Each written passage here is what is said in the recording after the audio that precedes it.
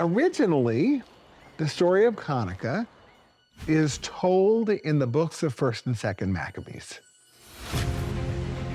When the land of Israel, known as the Kingdom of Judea at the time, was occupied by the Seleucid dynasty that was a successor to Alexander the Great.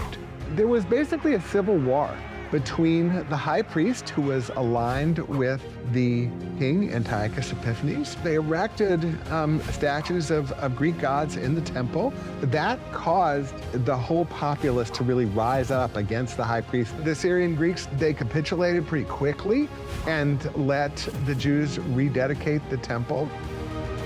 So the story of the Talmud is that when the Maccabees rededicated the temple, they found only a little bitty jug of oil that was enough to light the menorah for one day, one 24-hour period. And so there was a miracle, and the oil lasted for 8 days. That's not the original story of Hanukkah. That's a story that the rabbis emphasized later to emphasize the spiritual rather than the military.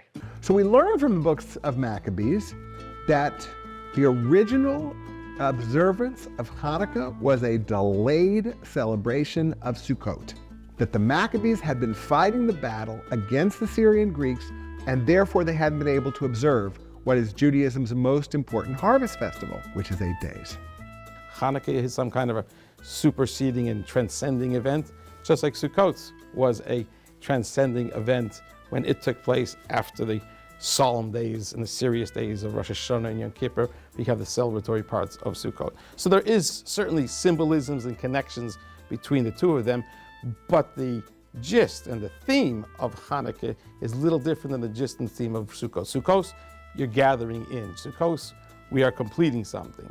Hanukkah, we are now actually investing in ourselves as we go through these winter times, the dark times, the times where you can see somewhat scared and dooming and gloomy. Don't become doom and gloom. It's opportunity to have a spark increase our light and infect our environments in even greater manner.